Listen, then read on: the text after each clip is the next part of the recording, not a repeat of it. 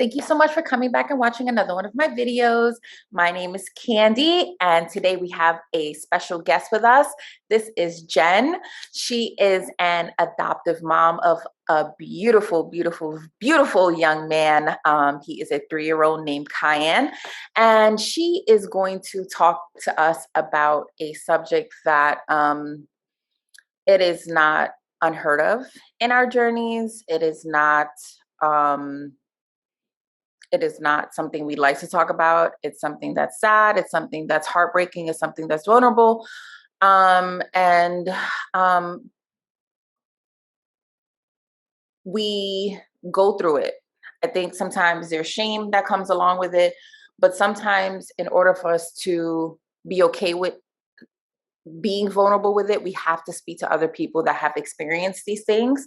And so, as you know, on my channel, I like to be very transparent. I like to be open. I like to be honest. And I like to bring people in that can be the same way. And so we're going to talk this week about disruptions. Um, like I said, this journey has ups and downs, twists and turns. But in the end, if you stay the course, you will adopt, but you have to stay the course. Jen is the perfect person to speak to that. She has an amazing, amazing story. Some parts are heartbreaking, but like I said, she's an adoptive mom. But to believe her story, you have to hear it yourself. So I'm going to pass it to Jen and have her introduce herself and tell us a little bit about herself. Hi, everybody. I'm so glad you're tuning in, and thank you, Candy, for inviting me. Love your channel. Love You. to talk about adoption and my little one. So yeah, I have a 3.5-year-old son named Kyan. We live in Iowa, and he is amazing. And like Candy said, it's a process and it's a journey, and I can't promise you that I'm not gonna cry a little while we talk about this, but I love talking about adoption. It is really near and dear to my heart, and I'm just really thankful that Candy, you're bringing this subject to the forefront because it is something that adoptive families need to talk about more. Yeah. I really, really believe that. Yeah. Okay. Uh, So, first and foremost, did you always know you wanted to adopt? oh my gosh, yes. So I'm adopted, and so is my brother. My parents could not have biological children.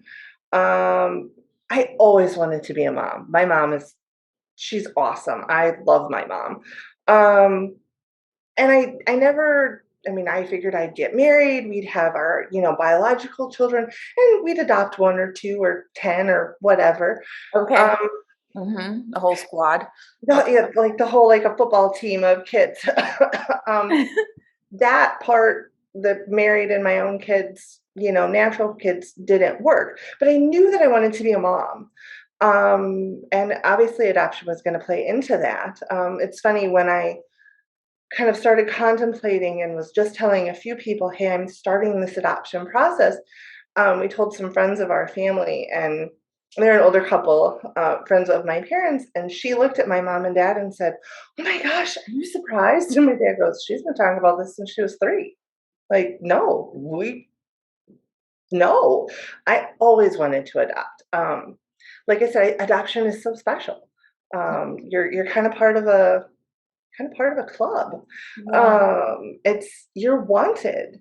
Yeah. So yeah, I always knew that I wanted to do this. Yeah, Yeah.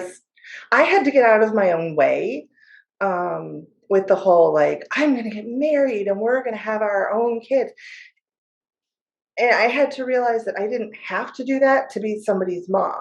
The ultimate goal was to be somebody's mom, and adoption was the way for me to do that. Yeah. So yeah. Okay. Okay. Okay. I'm gonna ask another question. I'll remember it later on. Okay.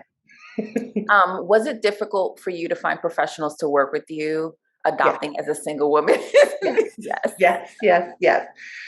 Potential adoptive single moms out there, um, it's difficult. So many agencies would not even entertain my application because I wasn't married. Um, I had a lot of agencies say, "Well, you would be our first. You'd be our guinea pig. You'd be our only," and that scared. And what year everything did out you of me. adopt? Hmm? And what year was this? I started doing my research in late 2015, early 2016. Okay. Really getting serious about looking at agencies. Um, and I had several that we would be our first. We'd love to do that. And I was like, I don't want to be the first. I know somebody has to be, and God bless whoever that woman was because she broke the glass ceiling in that retrospect. But I did not want to be that agency's first. I wanted somebody who was going to get me what I wanted, which was a baby. Okay. Um, and so, I ended up with an agency that had a very high placement rate for singles, for same-sex couples, and for married couples. And it was obviously the right agency because I'm a mom now. Yeah. But yeah, it was hard. I think I talked to upwards or tried to talk to, uh, you know, 15, 20, and I had it narrowed down to two, because it's not as common. It's more common, but it's still not as common. So yeah, You it was find it more difficult. common now? I mean, I think it's becoming more common. There's still agencies that I think are only ever going to work with, married couples, straight Mhm. married couples. And they have that right and that choice, but I think they're missing out on allowing kids to be placed with loving families who want to be parents. So, but yeah, Yeah. it was a challenge. Yeah. Yeah. Yeah. Mhm. That could be a whole other video. Good. There it is. There it There is. it Mhm. is. So once you signed with your agency, um, were you educated on disruptions, failed adoptions, and how common they could be? I probably was, but I was so excited that it just probably went.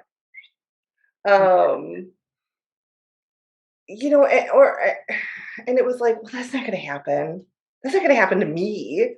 Like, I'm great. You would be lucky to place your child with me. Like, you know, Are that you looking at it whole, more as like profile picture perfect, like the job, the home, or because I'm an adoptee, all of I have the it. I'm just knowledge? like, I'm ready. This is the plan. Um, like, this can't be that common.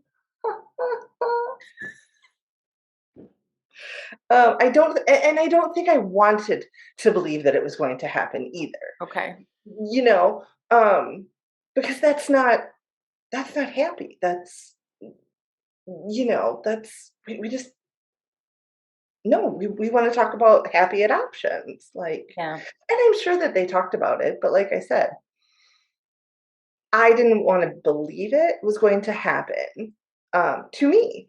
Um, or to anybody because that's not pleasant to think about. Yeah. So, Okay. So, um, how long after, well, we're going to jump to the next question before we, can yeah, you explain to our viewers what a disruption is?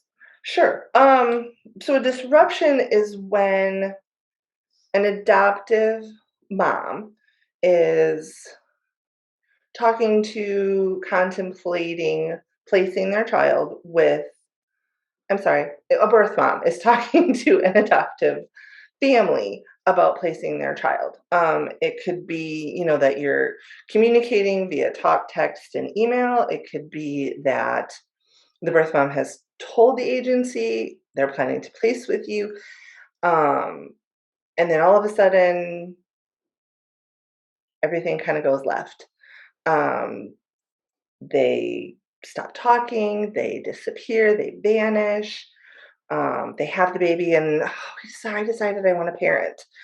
Um, it, it could be at any phase during that process. Um, Mine was several. Um, happened in various phases of that. I had two birth moms decide that they wanted to parent. Um, I had two that just kind of went poof and vanished. No more contact with me, no more contact with the agency. I disrupted one myself because it didn't feel right. And then there was another one who decided to go with another family that she had been talking to. So it can be for lots of reasons, but it's where you think that you are going down this road of, okay, this birth mom is going to place with me or with us, and then that does not happen. Okay. So how long after you went live with your agency, live meaning that they were able to show your profile and you Mhm. were probably on their website, did you get your first match? So I went live in May of 2016, and I got my first match in August. It's pretty quick. I I was mean, about at to the say that's time, pretty quick. yeah, at the time it felt like it was forever. Mhm. Uh, but I wanted to go live and like adopt the next day. Like, Mhm. I was ready. Um, but it Mhm. really was, yeah. No It feeling. really wasn't that long because I went live in like late May, and this happened probably in early August, about 3 months until I had my first match. So, Okay. Um, without going too deep into it, can you tell us what happened with that one? um, we started talking. We were texting, we were talking on the phone. She was 5 months along, so we had 4 or 5 months along. We had a ways to go. Um, and all of a sudden it was, I'm going to find out the gender. I said, that would be great. I'm going to have my first ultrasound. Great. And then after that, I got a text. I'm in the hospital. The baby and I aren't doing well. Okay, let me know. I'm praying for you. Please keep in touch with me. She wasn't talking to me. She wasn't talking to the agency. And she just kind of vanished. Later, months later, after I mean, being heartbroken. She had actually told the agency and I that she lost the baby. I was heartbroken. I was heartbroken for myself. I was heartbroken for her. Went to send her a message on Facebook and um, saw a picture of her at a baby shower for herself. Um, so then I got angry. Um, all she would have had to do was say, you know what? Found out it's a little boy. I want a parent. Um, So And the second time. that left a bad taste in my mouth for a while. That if you just would have been honest, like, "Here, I thought you lost this baby. Like, I grieved for you and for that child," and you lied. And then I felt bad because 'cause I'm like, "Well, that's not a nice thing to to think about," and she must have had her reasons. But that was hard, as a first disruption. To think that this child that I thought was going to be mine, had passed away. And like I said, she never fully came out and said it, and I never confronted her because Mhm. it's not going to get anybody anywhere. But that was hard. I mean, Yeah. I remember really grieving, and then having to tell people, hey, this mom that I Told thought was, people about your match. yes, I had told people because I was so excited. I'm ready for Um, this. We're having a baby. Yes, we're gonna have a baby. By next year, in the next 6 months, we're gonna have a baby. Um, and then you have to tell people that, because then it was, well, everybody pray for the birth mom, pray for the baby, and then it was, oh, she lost the baby. And there was no way I was gonna go back and tell everybody, oh, by the way, she lied. And I was a sucker. Because that's what you feel like. Had she just told me the truth. But it was a probably that was probably the worst disruption um out of all of them. And there were 6 of them. That one was by far the worst. Um, I think one, because of the situation, and two, because that was a big reality. That was a gut punch into reality. Um, it kind of broke the starry-eyed, uh, um, Idea of what you thought this journey was gonna and be. how this journey was gonna go. It was like, "Oh, I could get lied to. I could get hurt." Um, I think we've talked about this in other conversations. Um, being on this journey is kind of like online dating times 100. Mhm. You're trying to put your best self out there, and when somebody vanishes or breaks contact, it's, "What did I do wrong? Why didn't you like me?" Um, except this time there's a potential kid involved. So yeah, that first one, that was rough. I cried for days, when I thought that she had lost the baby. So yeah, that was a big welcome into the reality of adoption disruptions. Yay, not so much. Everything after that didn't seem quite as bad. So you said that you had 6 disruptions in Disruptions. total. 6 Yep. disruptions in total, Yeah. and that was over what okay, so with the agency you signed with, what was your Yeah. contract term? So I went live the end of May of 2016, and my contract would have been up 2 years after that. So May of 2018. You had the If I disruption, would, yep. Disruption happened in August of 2016. but within that 2-year contract time, you had 6 disruptions. 6 disruptions in under 2 years. Yep. Disruptions in under 2 years. What's the one word that you can use to describe a disruption?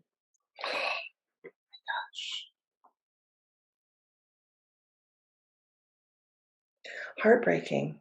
It is heartbreaking.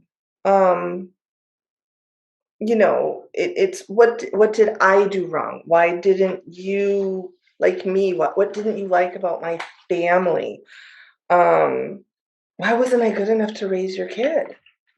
So then you start to doubt your potential mom and parenting skills. Um, like I said, the first one was devastating. The second one, I still was telling people.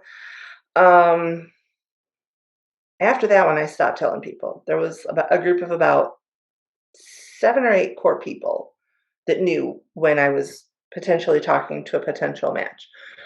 Um, I couldn't do it. I could not keep telling people out loud that I wasn't good enough to be a mom, that they had decided that I was not good enough. Mhm. Um, and I don't know that that's what they decided, but that's how I perceived it. That's how it kept feeling. Um, And that's not what they decided. I don't even think that their decisions have right. anything to But do with when us, but you're in that our deep, heads. right, when you're that deep in it, it's, Mhm. you are constantly, am I texting them too Self-doubt. much? Mhm. It's like I don't wanna annoy you. right, Mhm. but I want you to know I'm still here. Like I said, it is like online dating times 100, times 1,000. Um, I think the other hard part, well, we'll get to that. You said um, that you called the disruption for one of them. Why was that? um, so again, it was pretty. She was pretty early in her pregnancy. The agency that I worked with had some kind of milestones that the birth mom had to meet before certain things would start happening, like so with my agency, um, you could allot money that would go towards the birth mother expenses, medical bills or clothing or housing or whatever she needed, and you had to be the birth mom had to be, I think, 6 months into her pregnancy. Okay. This disruption that I disrupted, she was pretty early, again, like 3 or 4 months. And we were talking, and it came out pretty early in the conversation. Well, when can I get my birth mother dollars? And I said, I kind of sidestepped the question and then called the agency the next day and said, can you have this conversation with her? About kind of what that timeline looks like. Yep. Called me back. Yep. We had that conversation. Next time I talked to her, she brought it up again. Same thing. Can you please remind her, where we're at with this? She brought it up a third time. And it just kind of started to feel like, well, I don't have any money. I don't have any food. I don't have any, and I felt bad for her if that truly was the case. I'll admit I was a little skeptical after the first Yeah. Mhm. discussion of, how honest are you being? Um, but in trying to follow the process, and it's like, we're still really early, and you've been told not to talk about that right now, and the agency had said, we gave this birth mom resources in her town to go to get those needs met, and she still kept bringing up money. And I called the agency back after about a week, and I said, I just don't have a good feeling about this.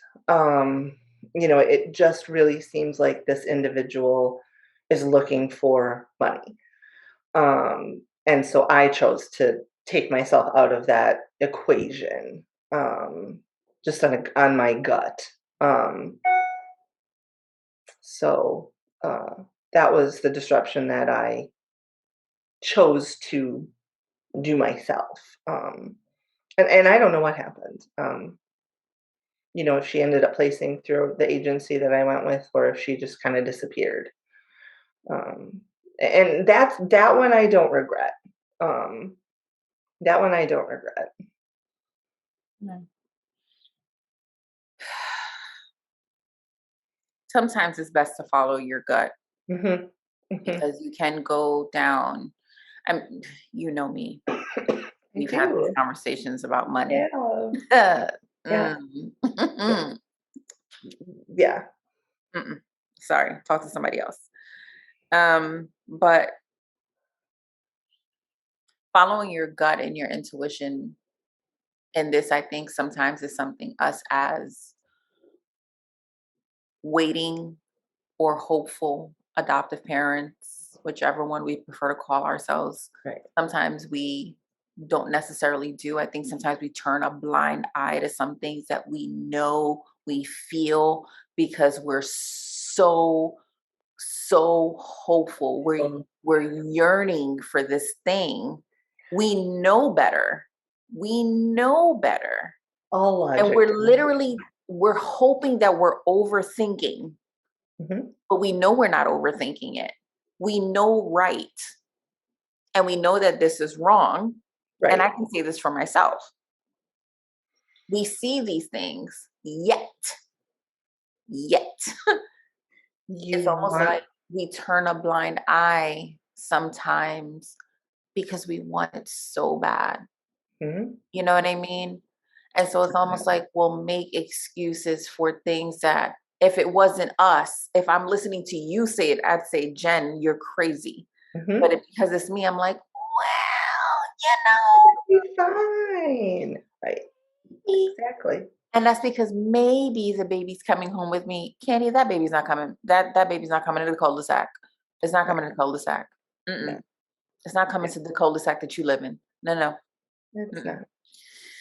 not. You live, you learn. What are you gonna do? Right? What Right. are you gonna do? So, did you ever really consider giving up? Yes. Yes, I did. I mean, every time I had a disruption and then I got over So it. when I say giving up, I mean like Yep. breaking your contract Yes. and saying like I'm done. Yes. How many times? February of 2018. I won't get into it, but my job changed completely. And what do you do for a living? So I'm a social worker. I work with individuals with disabilities. We had a major disruption in our state with how you're popular tonight. Sorry, I promise you, You're good. obviously. With how care is handled, we went from a more public sector to a more private sector, and my agency had to cut its staff by a third. So I had lost coworkers. I hadn't taken a vacation since October, other than like Thanksgiving and Christmas Day. Um, I was just done. I was done. I was done with disruptions. I was done with no matches. I wanted to get out of Dodge. And I remember I was lying on the floor at my parents'. It was a Sunday afternoon, the last Sunday in February. I was lying on the floor in their living room and I said, I quit. I quit. I'm done. We need to take a vacation. I don't care where we go. Pick someplace. My dad's like, "Well, Get out of Dodge. just get out of Dodge. Like, let's go." My dad's like, we'll go to Omaha. We'll go to Kansas City. I'm like, let's just go. So we called our friends who lived in Wisconsin and said, pick a weekend in March. We're coming to see you. And they picked St. Patrick's Day. I said, great. 3 weeks. We'll be there. I quit. I'm done. I'm going to call the agency this week and tell them I can't white knuckle this any longer. It's not going to happen. And I went home that night like, yes, you've made it. Liberated. Like I This beat is you guys. amazing. Tuesday afternoon at 3:30. So like 48 hours after this, the agency calls. We have a birth mom who's due in 3 weeks. She would like to place with you. 3 weeks. You want to make God laugh? Tell them your Make plan. a plan. Make a plan. Make a plan to get out of Dodge. Mhm. We had to call our friends and say, so you know how we were going to come see you in 3 weeks? I got the flu. I can't come. All of a sudden. They were in the inner circle. Okay. We had we had to tell them at that point. It's like we called and begged you to come visit you. Mhm. We can't. Well, why? I'm getting a baby. My son was born March 22nd of 2018. So that was the magic call. 3 weeks. Literally. How much time did you have left on your contract? Supposed to be born on the 11th, and then they pushed it to the 17th, and then he was finally born on the 22nd. So How much time did you have left on your contract? From the day he was born, exactly 2 months. Okay. Like 2 months and 2 days. We had the agency that I was with, and I had started having the conversation of, if we don't place with you in the next 2 months, we will extend your contract at no charge for another 3 months. And we will put you in these situations of, moms that are almost due or moms that have had the baby, because we do think that you are, a good adoptive parent. You have been open to everybody that we've put in front of you, all these matches. I people said, well, what do you want? I said, I want a baby. Like, well, what gender? Baby. What ethnicity? Baby. Baby born. Baby. A born baby, one that's alive. Right. So so my preferences were very open. It wasn't like I was turning down potential moms. So, but we were starting to have the contract extension discussion. And I was like, no, if it doesn't happen in 2 years, it's not going to happen. And like I said, I quit, and 48 hours later was my magic phone call, as you say. And I thought I had 2 weeks because that was her original due date. And they pushed her back another week, and then they pushed her back like 4 more days, and she was induced. So I knew exactly when he was pretty much coming. I didn't know he was a he until he got here, but yeah, like I said, you want to make but I was ready to quit after 6 disruptions and 22 months, 21 months. I was done. I didn't think I could white knuckle it anymore. Up until then, with every disruption, I kept telling myself, every other time I thought about quitting, I was like, but maybe tomorrow you'll get the call. If you quit today, Yeah. you won't be there for the call tomorrow. Just, white knuckle it, hold on a little bit, just hold on one more day. Um, like I said, February of 2018 was when I was like, I just can't white knuckle this anymore. My knuckles hurt. And within 48 hours, it was pretty much a lock that this mom had called the agency and said, "I do not have a preference. I trust who you choose." And I remember saying to the agency, "I want you to double check with her that she is okay placing with me because I am single." So mom never chose you. The agency chose you. Mom did not choose me. She put it in the hands of the agency. And they went back and said, she is a single mom. Are you okay with that? And birth mom said, yes. Um, so yeah, he's lucky number 7.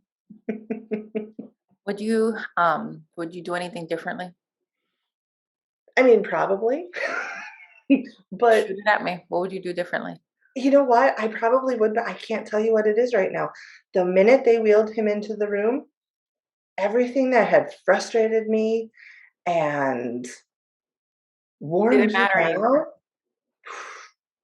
Oh, You know what you sound like? You sound like a mom that just had like a horrible pregnancy. And right? they say like as And soon they as put the you baby on deliver, you, and it's like, "Oh, I wanna have doesn't another one." matter Yeah, anymore. I don't doesn't even matter. care. I didn't even feel the I labor pain. I don't even care. Right, I am sure that if you would have asked me in 2017, "Would you do anything different?" I could have given you a list of, like, 50 things. Cannot think of one right now.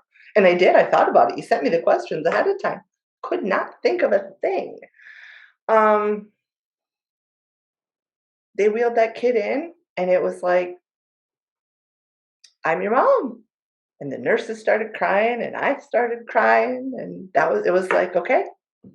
The past 22 months and the 5 months prior to that, that I was doing, adoption agency homework, um, just didn't matter.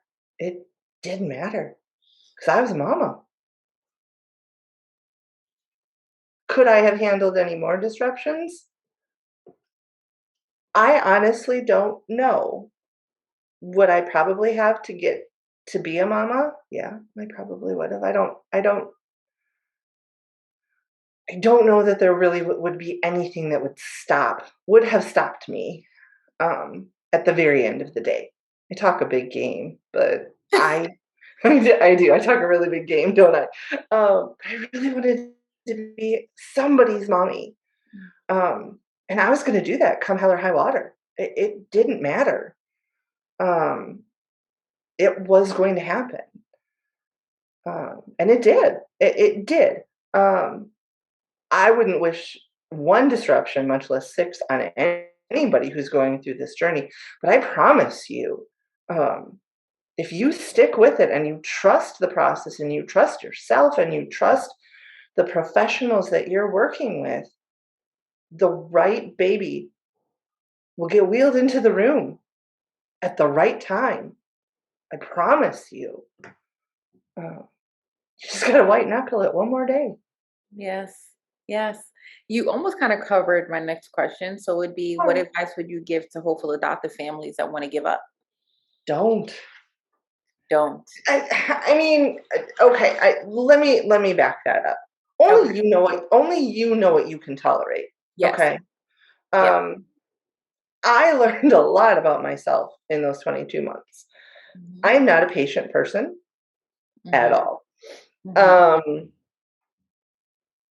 if you're not 10 minutes early, you're late. I don't I have feel time that to way wait about for 20 you. minutes. I'm like, what are you I doing? mean, Where we at with we're let's go. this? Mm, Um, mm, like I said, I thought I was gonna go live in May and have a baby by June. Like, mm. come on, like, let's just do this. This is the plan. This is what I want. We're going out and we're doing it.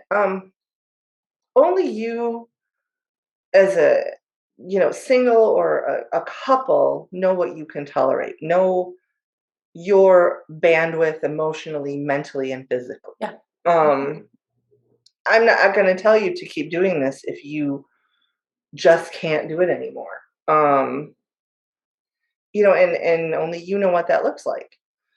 Um, like I said, I don't really think anything would have made me quit. But there were times that I had to get down on my knees and pray for the strength to keep doing this. Because it's hard. It is hard. Um, it's hard to see other families have placements. It's hard to have these disruptions and to wonder those things. But and so I'm not going to say please keep emotionally cutting yourself. Like it's Yeah. hard, Hmm. and it wears you down. But if you can just Hold on. hold on for one more day, like I said, they wheeled that baby into the room, and it was like, oh yeah, this is exactly there you are. I've been waiting for you. There All you of the other are. ones, they weren't for me. That wasn't my baby. Mhm. I remember, like, my parents went with me. They were my support people. There's no way I could have done all that by myself. Mhm. um, it was like, that's my baby. There you are. Okay. And he is boy. um, he's my baby. Yeah. All those other babies, they weren't mine. Um, and it's hard to realize that in the moment. So, if you are a family that's thinking of giving up, pray, talk to your support people, talk to your agency. Maybe take a break, and come back. Um, but if this is really what you want to do, um, stick with it. It's it's worth it. I promise. Mhm. Well, you answered the last question on your own because the last question was it worth it? Oh, 100%. I have the most amazing little boy. Like I can't remember life before him. I really can't. Mhm. They brought him in, and like I said, everything that had frustrated me and upset me about the process just vanished. Just disappeared. Yeah, Mhm. and every time that he smiles and calls me mama and runs at me as I pick him up from daycare, it's like, yeah, you're my baby. You were worth all of that, and totally worth it. Mhm. 100%. I know the feeling. I know you do. I know It's the a great feeling. feeling. I It's know a that I great know the feeling. feeling. I We've think had disruptions and I haven't made a video on it yet because I like to lead with positive and the good outcome, but I also like to lead with reality. right. And this is why I wanted to bring you on because although you had the situations, you have a beautiful story. I You know what do. I mean? I Um, think that, and I didn't touch on this earlier, but I want to because it's important. You had said that there's kind of this shame in disruptions, and we don't talk about it. Um, I know I said it to other people. I think I said it to you. Nobody brings you a casserole when you have an adoption no, disruption. They no. don't. It's Mm-mm. like a miscarriage Mhm. in the sense that emotionally you are invested. Now, Yeah. I've never had a miscarriage, and I wouldn't wish that upon anybody else either. But, physically it's different, but emotionally there is loss. There's loss. There is loss. There's loss. There's Nobody loss. nobody lets you take time off of work because you had an adoption disruption, and nobody brings you a casserole and says the wrong thing because everybody always says the wrong thing. Mhm. Um, but why don't we do that? Because we should. I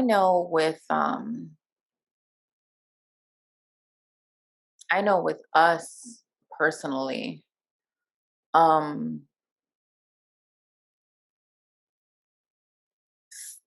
3 of them, not to say they didn't matter, but it was just like, honestly, that's just how I felt about it. And I feel like everybody has their own level of Right. disruptions. There was just one, and it was the last one that was just like, ugh, Yes. dagger, you Mhm. know? And If I lived closer, I would have brought you a casserole. you know what I'm saying? And it's even now I don't have the words to describe it. And well, I You think know what it's I hard mean? because people don't know what to say in response, and then you end up comforting them, which is why I just stopped talking about potential matches with Because you're people just like, "It's okay, it's okay. Why am I because telling you that it's okay for my loss, right. for my Um, grief?" It's but just I like, think that's part of oh. the problem is that we don't talk about it, Mhm, kind of like we didn't and we still don't talk about miscarriage. There's a shame with that. mhm, And there shouldn't be because some birth moms choose to parent and that's okay. And others just mhm, vanish and others are trying to take advantage of you. But that's none of that is your fault as a potential adoptive family. mhm. That loss should be recognized because getting invested in all of those birth moms and babies, I think is what makes you good parents Mhm. and caring people. Um, I had a few people on that support team that would, come sit next to me on a Friday night and eat ice cream out of the container, make sure that I was getting out and doing things and not wallowing in my own depression. But I think that's another hard part about this is it's not talked about the way that it should be. So again, I'm just really thankful that you're bringing this. I know this video is long because we're chatty, No, that's fine. But it's fine. but It's I too think it's good you're bringing it to the Yeah, it's forefront. 2 parents that we've both adopted. We've both had disruptions. We Mhm. understand the good, the bad about adoption. Right. And what I've always said, if you stick with it long enough, you will adopt. I Yes. heard this before we decided to adopt the second time. I always, always, always, always, always heard your second is never as easy as your first. I mean, people used to leave that in comments all the time, like, oh my gosh, our first went like this. And then the second one took almost 2, 3 years. And I'm like, what? And now I'm just like, but to be Yeah. honest with you, you see how I am now. I rarely post, I don't really do anything. And it's because I felt like, again, in the beginning, I was getting consumed with it and I was taking so much time away from Peyton. And I'm just like, she's here. She's here. My daughter's physically here. I Right. cannot put all of this effort into something that's not here. Right. And it's becoming so emotionally taxing on me.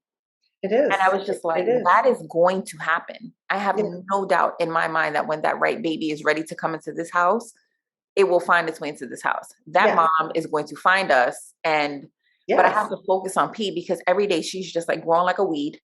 Mhm. And every day it's like something new happening and I cannot miss it because I am on this computer or I am on this phone or I'm Right. on this phone and it's just like it's way too much happening. Right. And like I said, I had a friend who wasn't in that inner circle, and I was telling her about all of this afterwards, and she just looked at me and she goes, "I knew you were strong." She goes, "But I could never do that." People say that all the time. Hmm. So again, if you are out there and you are trying to do this, you know your bandwidth, but it's worth it. Worth it. Totally. 100%. It And it's adoption okay to is it worth is okay to talk about disruptions because it. it's not It's not anybody's perfect. fault. It's not anybody's fault. It just happens. It is part of the process. It is part of the process because I mean, even when you think about it, our first adoption took 52 days. We had a disruption within that 52 days. I It know, it happened just 3 weeks before. blows my mind. How do you have 2 disruptions within 52 days? Right, because I mean, how do you I have look at you disruption guys and in days? go, God, they had it so easy And compared it's just to like, so I mean, when you think about it, that disruption happened right before Thanksgiving. And then, but again, that was a blessing in disguise because the right. only reason why we had all of the visits with our social worker was because of that baby.